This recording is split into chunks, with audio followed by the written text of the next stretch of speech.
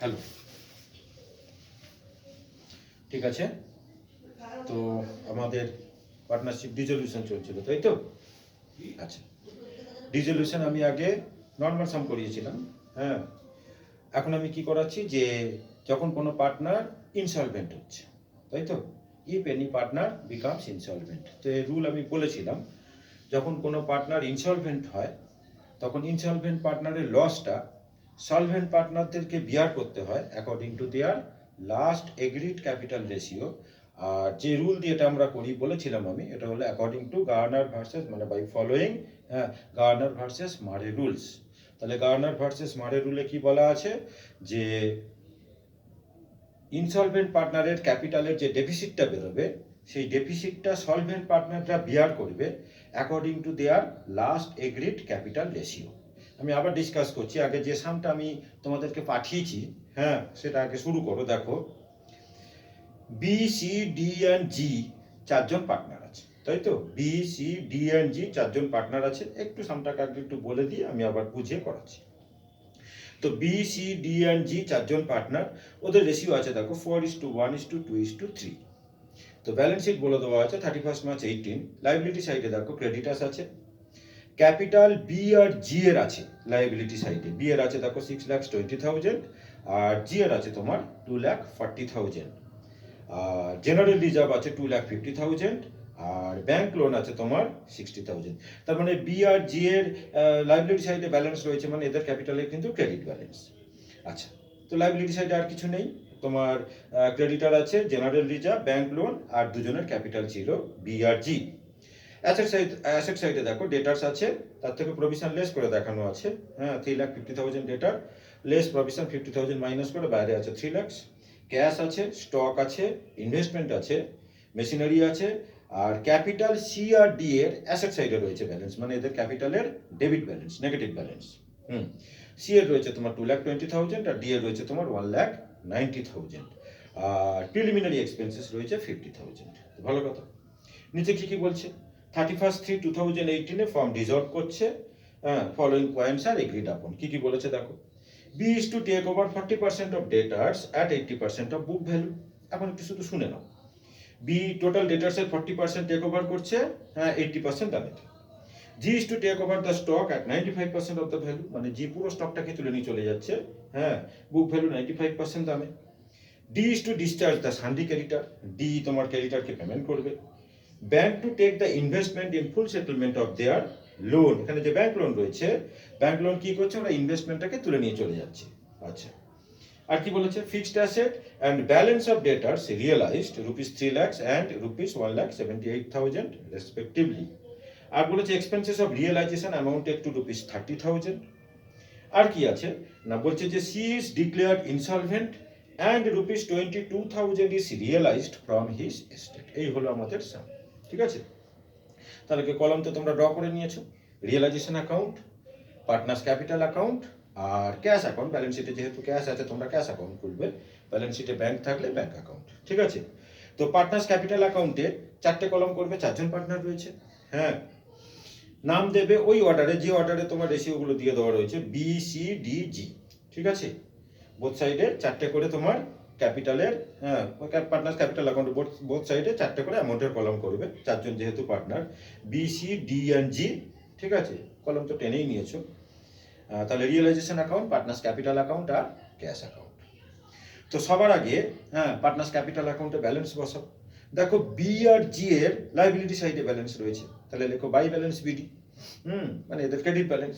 B আর জি এর ঘরে লেখো, বি এর ঘরে লেখো 6,20,000, জি এর ঘরে লেখো 2,40,000। ক্যাপিটালের ব্যালেন্স বসালাম, বি আর জি লাইবিলিটি সাইডে রয়েছে, মানে ক্রেডিট ব্যালেন্স ক্যাপিটালের, বাই ব্যালেন্স বিডি। আর ওদিকে দেখো সি আর ডি এর তোমার অ্যাসেট সাইডে ব্যালেন্স রয়েছে, তাহলে লেখো টু ব্যালেন্স বিডি। সি এর কলমে লেখো 2,20,000 আর ডি এর কলমে লেখো 1,90,000, ঠিক আছে? ক্যাপিটালের ব্যালেন্স বসালাম। আচ্ছা, সি আর ডি এর অ্যাসেট সাইডে ব্যালেন্স রয়েছে, মানে টু ব্যালেন্স বিডি। সি এর কলমে লেখো 2,20,000 আর ডি এর কলমে লেখো 1,90,000। আর ক্যাশ অ্যাকাউন্টে ক্যাশের ব্যালেন্স বসিয়ে দাও, টু ব্যালেন্স বিডি, ক্যাশ অ্যাকাউন্টে লেখো 1,30,000। ক্যাশ অ্যাকাউন্টে ক্যাশের ব্যালেন্স বসিয়ে দিলাম। 1,30,000 টু ব্যালেন্স বিডি ক্যাশ অ্যাকাউন্টে। ঠিক আছে, এবারে জেনারেল রিজার্ভকে ক্যাপিটাল অ্যাকাউন্টে পার্টনারদের মধ্যে ডিভাইড করে দাও 4 জনের মধ্যে। জেনারেল রিজার্ভ আছে তোমার 2,50,000, 4:1:2:3 রেশিওতে। 4:1:2:3 মানে তোমার টোটাল করলে কত হচ্ছে 10।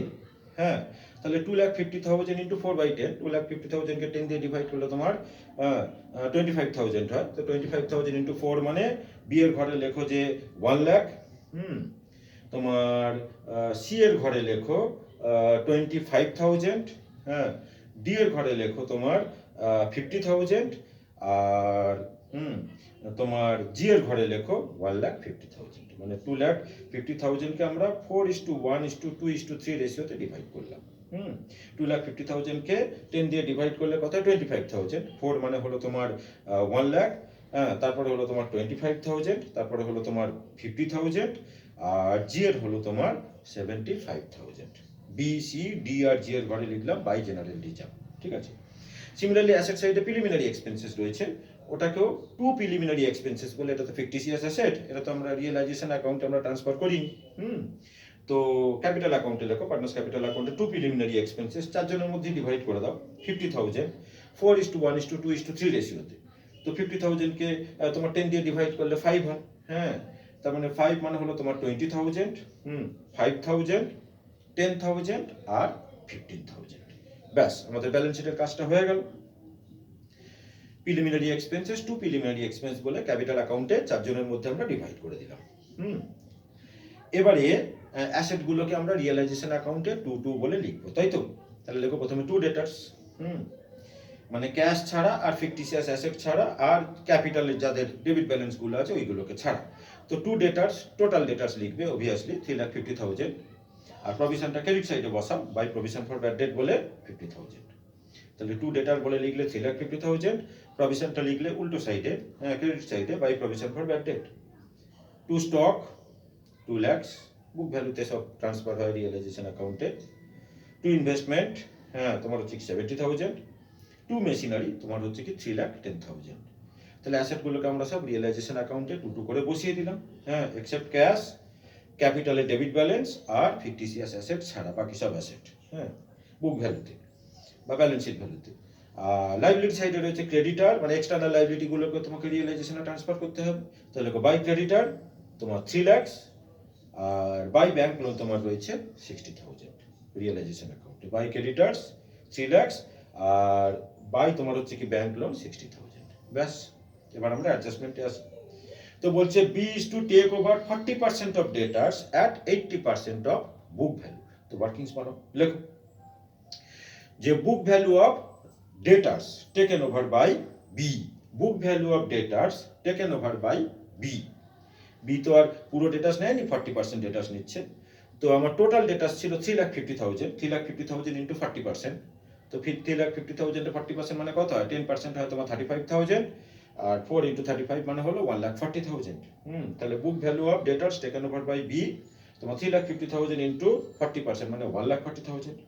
এবার নিচে লেখো যে এগ্রিড ভ্যালু, হ্যাঁ, agreed value of debtors taken over by B কত দামে নিয়েছে? 80% দামে। হ্যাঁ, তাহলে 1,40,000 ইন্টু 80%, তো 814 কত হয়? 112, মানে 1,12,000। তাহলে 1,40,000 এর ডেটার্সও তুলে নিয়ে গেল তোমার হচ্ছে কি 80% দামে, মানে 1,12,000 দামে। নিচে তুমি লিখে রেখে দাও যে রিমেনিং ডেটার্স, ও তো 40% ডেটার্স তুললো, রিমেনিং ডেটার্স পরে কাজে লাগতে পারে, যে 3,50,000 ইন্টু 60%। তো 3,50,000 ইন্টু 60% মানে কত হয় তোমার? 2,10,000। 35,000 ইন্টু 6 মানে হলো তোমার 2,10,000। ঠিক। তো পার্টনার অ্যাসেট টেক ওভার করলো। তো রিয়েলাইজেশন জার্নাল কি বলেছিলাম? পার্টনার যদি কোনো অ্যাসেট টেকেন ওভার করে তোমার partners capital account debit to realisation হয়, তাই তো? তো রিয়েলাইজেশনে লেখো যে বাই বিস ক্যাপিটাল অ্যাকাউন্ট 1,12,000 যে দামে তুলেছে, হ্যাঁ, 1,12,000 টাকায় তুলেছে। তো রিয়েলাইজেশন অ্যাকাউন্টে লিখলাম বাই বিস ক্যাপিটাল অ্যাকাউন্ট বলে, হ্যাঁ, 1,12,000, ওটাকে ক্যাপিটালে পোস্টিং করো। টু রিয়েলাইজেশন বলে বিল কলামেতে লেখো, হ্যাঁ, 1,12,000। ঠিক আছে, করেছে সবাই? আচ্ছা। এবার বলছে G is to take over the stock at 95% of the value. ফের রিয়েলাইজেশনে লেখো by G's capital account. Partner asset take over করছে, তো partners capital debit to realisation. তো রিয়েলাইজেশনে লেখো বাই জিস ক্যাপিটাল অ্যাকাউন্ট, আগের মতন বি যেরকম তুলেছিল। তো টোটাল স্টক নিয়ে যাচ্ছে 95% দামে, স্টক তোমার ছিল হচ্ছে কি 2 লাখ। তো 2 লাখে 95% মানে কত হয়? 1,90,000। তো রিয়েলাইজেশনে লেখো বাই জিস ক্যাপিটাল অ্যাকাউন্ট বলে 1,90,000। ক্যাপিটালে আর আলাদা করে টু রিয়েলাইজেশন লেখার দরকার নেই, তোমার তো টু রিয়েলাইজেশন তো লেখাই আছে। ওই বি এর ঘরে যেরকম বসিয়েছিল 1,12,000, ওর সাথে সাথেই আর কি, হ্যাঁ, জি এর ঘরে তো বসিয়ে দাও তোমার 1,90,000 রুপিস। ঠিক আছে, হয়ে গেছে প্রত্যেকটা। এবার বলছে D is to discharge the sundry creditor. D তোমার ক্রেডিটারকে পেমেন্ট করছে। তো পার্টনার যদি কোনো লাইবিলিটি পেমেন্ট করে, জার্নাল কি বলেছিলাম? Realisation account debit to partners capital account. তো রিয়েলাইজেশনে লেখো কে পেমেন্ট করছে? ডি। তো D's capital account to D's capital account. Creditor তোমার ছিল হচ্ছে কি 3 লাখ টাকা, যখন কিছু বলেনি মানে বুক ভ্যালুতে পেমেন্ট করছে ও। D is to discharge the sundry creditors. তো realisation account debit to partners capital. তো রিয়েলাইজেশনে লেখো টু ডিস ক্যাপিটাল অ্যাকাউন্ট। হ্যাঁ, তো ক্রেডিটার্সের অ্যামাউন্ট ছিল 3 লাখ টাকা। যখন কোনো এগ্রিড মার্কেট ভ্যালু কিছু বলে দেয়নি বা এগ্রিড ভ্যালু কিছু বলে দেয়নি মানে বুক ভ্যালুতেই পেমেন্ট করেছে, ওটাকে আবার ক্যাপিটাল অ্যাকাউন্টে ট্রান্সফার করো বাই রিয়েলাইজেশন বলে তোমার ডি এর কলামেতে লেখো, হ্যাঁ, ডি এর কলামেতে লেখো 3 লাখ। ঠিক আছে, হয়ে গেছে। এবার বলছে যে bank to take the investment in full settlement of their loan. দেখো, লাইবিলিটি সাইডে আমাদের ব্যাংক লোন রয়েছে 60,000 টাকার, অ্যাসেট সাইডে রয়েছে আমাদের ইনভেস্টমেন্ট 70,000। তো ব্যাংক ওই ইনভেস্টমেন্টটাকে তুলে নিয়ে চলে গেছে in full settlement of their loan. কি বলেছিলাম? এটা আমি আগে বলেছিলাম যে যদি কোনো লাইবিলিটি কোনো অ্যাসেট তুলে নিয়ে চলে যায়, তার জন্য কিন্তু আমাদের আলাদা করে কোনো এন্ট্রি করতে লাগে না। ঠিক আছে, এদিক থেকে লাইবিলিটি উঠে যায়, ওদিক থেকে আমাদের অ্যাসেটটাও উঠে যায়, মানে দুটো নিউট্রালাইজ করে যায়। ঠিক আছে, তাহলে এটার জন্য আমরা কোনো এন্ট্রি করবো না। হ্যাঁ, কোনো লাইবিলিটি যদি কোনো অ্যাসেট তুলে নিয়ে চলে যায়, লাইবিলিটি যদি কোনো অ্যাসেট তুলে নিয়ে চলে যায়, তার জন্য আমাদের কোনো এন্ট্রি করতে লাগবে না। তো ব্যাংক লোন কি করলো? ব্যাংক ইনভেস্টমেন্টটাকে তুলে নিয়ে চলে গেল, হ্যাঁ, এর জন্য আমাদের কোনো এন্ট্রি করার দরকার নেই। ঠিক আছে, এবার কি বলছে যে fixed asset and balance of debtors realised rupees 3 lakh and 1,78,000। তো অ্যাসেট রিয়েলাইজ হচ্ছে মানে ব্যাংক টু রিয়েলাইজেশন। রিয়েলাইজেশন অ্যাকাউন্টে লেখো বাই ব্যাংক বলে, নিচে লেখো ফিক্সড অ্যাসেট 3 লাখ, আর ডেটাস কত টাকা রিয়েলাইজ হয়েছে বলে দিয়েছে 1,78,000। এটা কি বসিয়ে দেবো? তাহলে ওই রিমেনিং ডেটাটা আমাদের কোনো কাজে লাগলো না। হ্যাঁ, যদি এরকম বলতো যে ওটা 90% দামেতে রিয়েলাইজ হয়েছে, তখন ওই যেটা রিমেনিং ডেটাস আমাদের ছিল, রিমেনিং ডেটাস কত ছিল? 2,10,000। হ্যাঁ, তার উপরে 90% কি 80% যা দাম বলতো করতাম, কিন্তু এখানে তোমাকে বলেই দিয়েছে কত টাকায় রিয়েলাইজ হয়েছে, তাহলে ওটার কোনো ফাংশন নেই, যে দামে রিয়েলাইজ হয়েছে সে দামে লিখবো। তাহলে রিয়েলাইজেশনে লিখলাম বাই ব্যাংক বলে, নিচে লেখো ফিক্সড অ্যাসেট 3 লাখ, ডেটাস হলো 1,78,000, টোটাল হলো তোমার 4,78,000। বাই ব্যাংক না বলে বাই ক্যাশ লেখো, যেহেতু ক্যাশ অ্যাকাউন্ট খুলেছি, ওটাকে ক্যাশে পোস্টিং করো টু রিয়েলাইজেশন 4,78,000। ভালো কথা। এবার বলছে রিয়েলাইজেশন এক্সপেন্সেস দেখো 30,000। হ্যাঁ, তো রিয়েলাইজেশন টু ক্যাশ, রিয়েলাইজেশনে লেখো টু ক্যাশ 30,000, আর ক্যাশ অ্যাকাউন্টে লেখো বাই রিয়েলাইজেশন বলে 30,000। ঠিক আছে, সকল কাট হলে বলো। হয়ে গেছে, ঠিক আছে। এবার কি বলছে? she is declared insolvent and rupees 22,000 is realized from his estate. she insolvent হচ্ছে, 22,000 ও ক্যাশ আনতে পারছে। তো তোমার ক্যাপিটাল অ্যাকাউন্টে বাই ক্যাশ বলে সি এর ঘরে বসিয়ে দাও 22,000। ক্যাপিটাল অ্যাকাউন্টে বাই ক্যাশ বলে, হ্যাঁ, সি এর কলামেতে বসিয়ে দাও 22,000। ঠিক আছে, ওটাকে আবার ক্যাশে পোস্টিং করো টু সিস ক্যাপিটাল বলে 22,000। ব্যাস, আর তো আমাদের কোনো অ্যাডজাস্টমেন্ট নেই। আর আমাদের কোনো অ্যাডজাস্টমেন্ট নেই। এবার আমরা রিয়েলাইজেশন অ্যাকাউন্টটা ক্লোজ করব। জেনারেলি এখানে আমাদের রিয়েলাইজেশনে লস বেরোয়। তো রিয়েলাইজেশনে ডেবিট সাইড টোটাল করো, সব অ্যাডজাস্টমেন্ট আমাদের করা হয়ে গেছে। রিয়েলাইজেশন ডেবিট সাইড টোটাল করো, করে ক্রেডিট সাইডে ব্যালেন্স বার করো, কত বেরোচ্ছে ব্যালেন্স বলো, ব্যালেন্স কত বেরোচ্ছে বলো, ব্যালেন্স কত বেরোচ্ছে বলো, কত বেরোচ্ছে ব্যালেন্স? 70,000। ঠিক, 70,000 বেরোলো আমাদের রিয়েলাইজেশনের ব্যালেন্স। তো লেখো বাই পার্টনার্স ক্যাপিটাল অ্যাকাউন্ট, তার জন্য মধ্যে ডিভাইড করো। বি সি ডি জি যেভাবে কিন্তু আছে, বি সি ডি জি যেভাবে রেশিও দেওয়া আছে 4:1:2:3, তো 70,000কে 10 দিয়ে ডিভাইড করলে 7 হয়, তার মানে 4 মানে হলো 28,000, বি এর, সি এর হলো তোমার 7,000, ডি এর হলো তোমার 14,000, আর জি এর হলো তোমার 21,000। ঠিক আছে, ওটাকে আবার ক্যাপিটালেতে আনো, টু রিয়েলাইজেশন বলে বি সি ডি আর জি এর ঘরেতে লেখো। বি এর ঘরে তোমার 28,000, সি এর ঘরে তোমার 7,000, তাই তো, ডি এর ঘরে তোমার কত 14,000, আর ও 3 মানে তোমার 21,000। ব্যাস, এইবার আমরা ওই ইনসলভেন্সি রুলেতে আসবো। কি বলেছিলাম যে সলভেন্ট পার্টনাররা, হ্যাঁ, তাদের রিয়েলাইজেশন লসটা কিন্তু ক্যাশে আনবে। কি বলেছিলাম, if any partner becomes insolvent then the loss or deficit of the insolvent partner should be borne by the solvent partner according to their last agreed capital ratio after bringing their respective realization loss in cash। মানে solvent পার্টনাররা কিন্তু তাদের realisation লসটা কিন্তু ক্যাশে আনবে। দেখো ব্যাপারটা হলো এখানে ডি কিন্তু একবারও বলেনি কিন্তু ডি কিন্তু ইনসলভেন্ট, হ্যাঁ, ডি এর ক্যাপিটালের কিন্তু মানে উল্টো সাইডে ব্যালেন্স রয়েছে, মানে নেগেটিভ ব্যালেন্স রয়েছে, মানে নেগেটিভ ব্যালেন্স রয়েছে ডি এর, হ্যাঁ, ডি কিন্তু সলভেন্ট, তার মানে ডি কিন্তু ওই ক্যাশ কিন্তু আনবে, মানে রিয়েলাইজেশন লসটা কিন্তু আনবে, কিন্তু ডি ইনসলভেন্ট পার্টনারের লসটাকে কিন্তু বিয়ার করবে না।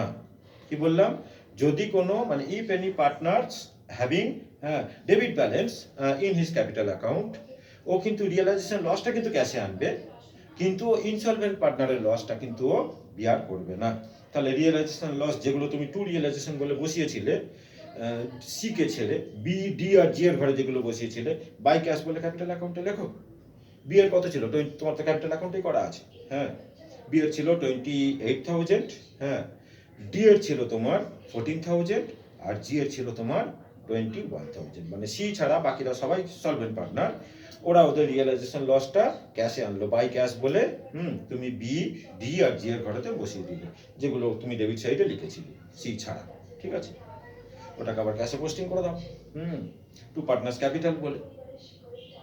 তার মানে তোমার সি এরটা শুধু ছেড়ে হবে, মানে 7,000 ছেড়ে 63,000, তাই তো, ক্যাশে লেখো টু পার্টনার্স ক্যাপিটাল, ওই তিনটে অ্যাড করলে তোমার 63,000 হবে, কারণ সি এর তো 7,000, 70,000 থেকে তুমি 7,000 মাইনাস করো তো 63,000। ঠিক আছে, আচ্ছা, এইবারে হ্যাঁ তুমি ক্যাপিটাল অ্যাকাউন্ট তোমরা আগে ক্লোজ করো। ক্যাপিটাল অ্যাকাউন্ট মানে হচ্ছে কি, যে ইনসলভেন্ট পার্টনার মানে সি এর কলমকে আগে তুমি ক্লোজ করো, সি এর ডেবিটটাকে তুমি আগে বার করো।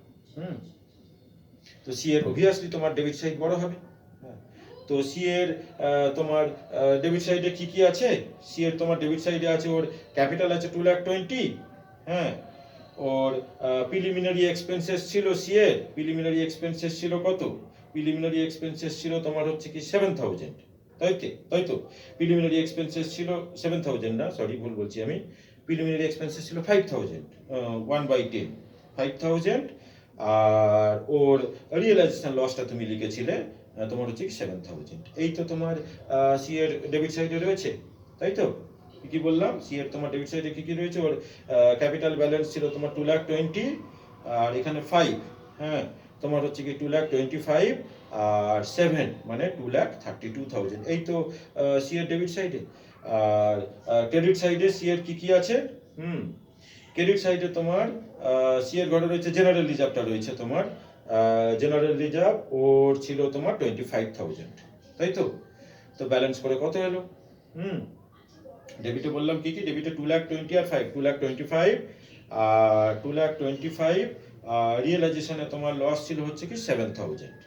ঠিক আছে, এখান থেকে তুমি মাইনাস করবে, ক্রেডিট সাইডে আছে তোমার জেনারেল রিজার্ভটা আছে তোমার 25,000, প্লাস হচ্ছে কি ও যেটা ক্যাশ এনেছিল তোমার 22,000, তাই না, মাইনাস করো, ও যেটা ক্যাশ এনেছিল ওটাকেও তো বাই ক্যাশ করে বসিয়েছিলে, তো ডেবিট সাইডে তোমার কত বললাম, 2,20,000 প্লাস 5, 2,25,000 আর 7, 2,32,000, 2,32,000 থেকে তুমি মাইনাস করবে, হ্যাঁ, ওর হচ্ছে কি 50,000, হ্যাঁ, 50,000 না 25,000, আর তোমার 22,000, হ্যাঁ, 25,000 আর 22,000 মানে 47,000 মাইনাস করবে। তো ব্যালেন্স কত এলো দেখো 1,85,000। একটু দেখে নি কত আছে ব্যালেন্স, মোস্ট প্রবাবলি 1,85,000। দেখো হ্যাঁ, তো সি এর হ্যাঁ আমার ব্যালেন্স বেরোলো কত 1,85,000।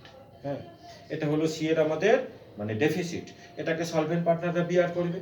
তো জার্নাল কি বলেছিলাম, মানে ইনসলভেন্ট পার্টনারের লস যখন সলভেন্ট পার্টনাররা বিয়ার করে, জার্নাল কি বলেছিলাম যে solvent partners capital account debit two insolvent partners capital account. আবার বলছি ডি এর হ্যাঁ তোমার নেগেটিভ ব্যালেন্স আছে, মানে ডি এর হচ্ছে কি অ্যাসেট সাইডে ব্যালেন্স আছে, ওর যেহেতু অ্যাসেট সাইডে ব্যালেন্স আছে ও রিয়েলাইজেশন লসটা ক্যাশে আনবে, কিন্তু ইনসলভেন্ট পার্টনারের লসটাকে কিন্তু ও বিয়ার করবে না। তাহলে এই 1,85,000 কিন্তু বিয়ার করবে কে কে না, তোমার হচ্ছে কি সলভেন্ট পার্টনার বাকি কে কে আছে বি আর তোমার হচ্ছে কি জি। ঠিক আছে, তাহলে লেখো by B and G's capital. ওই যে 1,85,000 বেরোলো সি এর ঘরে ব্যালেন্স, ওটার রেসপেক্টে লেখো by B and G's capital. আর ডেবিট সাইডে লেখো to C's capital, to C's capital. টাকা লিখবে না। এবার আমরা লাস্ট এক্সিট ক্যাপিটাল রেশিও বার করব। ঠিক আছে, তাহলে এবার আমরা ওয়ার্কিংস করব।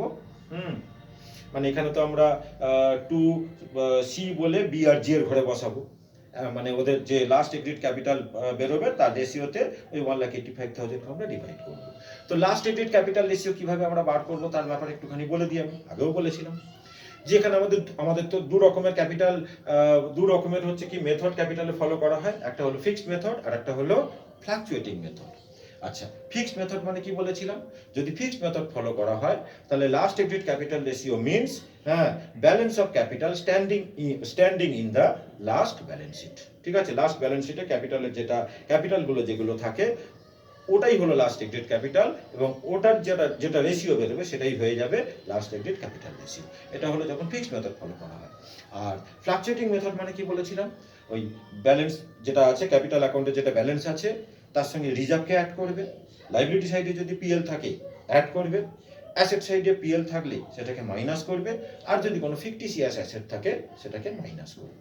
ঠিক আছে, আর কি করে আমরা চিনবো যে whether fixed capital method or fluctuating capital method আর ফলোইং, কিভাবে আমরা বুঝবো না, ব্যালেন্স শিটে যদি পার্টনারদের কারেন্ট অ্যাকাউন্ট অ্যাপিয়ার করে তখন আমরা বুঝে যাই যে ওরা ফিক্সড মেথড ফলো করছে। তাই তো বলেছিলাম যে ব্যালেন্স শিটে যদি পার্টনারদের কারেন্ট অ্যাকাউন্ট যদি থাকে অ্যাপিয়ার যদি করে তখন আমরা বুঝে যাই যে ওরা ফিক্সড মেথড ফলো করছে, আর যদি কারেন্ট অ্যাকাউন্ট যদি না থাকে তাহলে বুঝে যাই আমরা ওরা ফ্লাকচুয়েটিং মেথড ফলো করছে। দেখো এখানে কিন্তু আমাদের ব্যালেন্স শিটে হ্যাঁ কোনো প্রকারের কোনো কারেন্ট অ্যাকাউন্টের কোনো সিন নেই, কারেন্ট অ্যাকাউন্ট কিছু দেয়নি, তার মানে অবভিয়াসলি ওরা ফ্লাকচুয়েটিং মেথড ওরা ফলো করছে।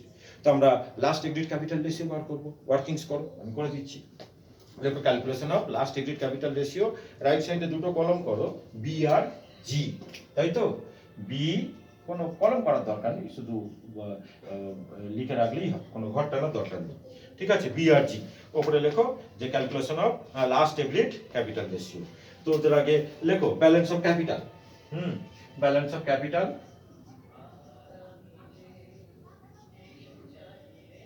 Balance of capital, balance of capital. তোমার বিয়ের ছিল হচ্ছে কি 6,20,000 টাকা, বিয়ের ছিল 6,20,000 টাকা, আর তোমার জি এর ছিল 2,40,000 টাকা, 2,40,000। এর সঙ্গে করব যে অ্যাড করব তোমার reserve, add reserve, general reserve, তাই তো অ্যাড তোমার general reserve, add general reserve. আচ্ছা, জেনারেল রিজার্ভ তোমার ক্যাপিটালেই লেখা আছে, দেখো হ্যাঁ তোমার ক্যাপিটাল অ্যাকাউন্টেই আছে জেনারেল রিজার্ভ। বি এর তোমার কত ছিল 2 লাখ, জেনারেল রিজার্ভ ছিল তোমার 2,50,000, মানে 4/10, 4/10 মানে তোমার ছিল হচ্ছে কি 1 লাখ। বি এর ছিল 1 লাখ আর ওর ছিল তোমার 75,000, তাহলে দুটোকে টোটাল করো, তার মানে 7,20,000, আর এখানে হচ্ছে কি তোমার 3,15,000। ঠিক আছে, তাহলে ক্যাপিটালের সঙ্গে আমি জেনারেল রিজার্ভ অ্যাড করলাম, কোনো পিএল তো লাইবিলিটি সাইড নেই, কিন্তু অ্যাসেট সাইডে দেখো তোমার প্রিলিমিনারি এক্সপেন্সেস রয়েছে, তাহলে প্রিলিমিনারি এক্সপেন্সেস তোমাকে মাইনাস করতে হবে। লেস করো লেস করো প্রিলিমিনারি এক্সপেন্সেস, প্রিলিমিনারি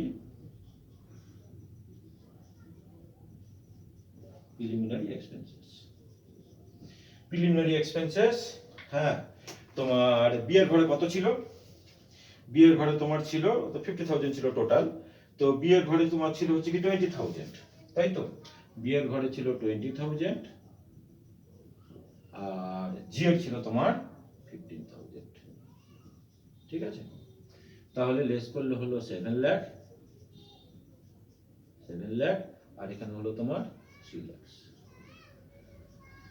তাহলে এটাই হলো ওদের লাস্ট এগ্রিড ক্যাপিটাল, ঠিক আছে? তুলে নাও, এটাই হলো ওদের হ্যাঁ লাস্ট এগ্রিড ক্যাপিটাল। আর এর যেটা রেশিও সেটাই হবে লাস্ট এগ্রিড ক্যাপিটাল রেশিও।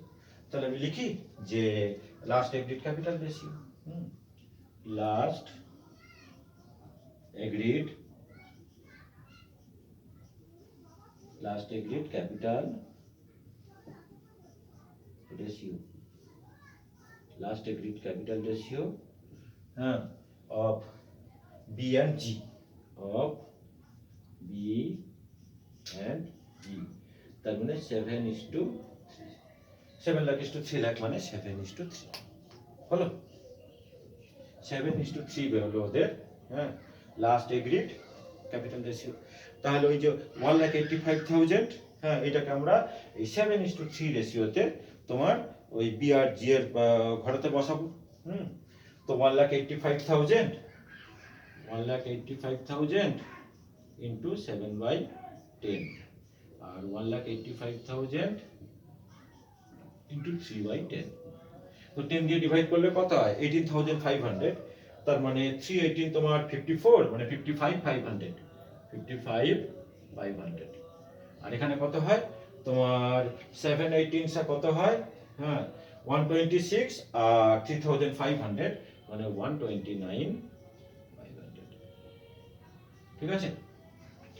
তাহলে টু সিস ক্যাপিটাল বলে হ্যাঁ বি এর কলমে লেখো, বি এর কলমে লেখো 1,29,500 আর জি এর কলমে লেখো 55,500, ঠিক আছে? ব্যাস, তাহলে আমাদের হয়ে গেল। এবারে যেগুলো ক্যাশ বলে লেখা আছে সেগুলোকে সব তো ক্যাশ তো পোস্টিং করেই নিয়েছো আগে।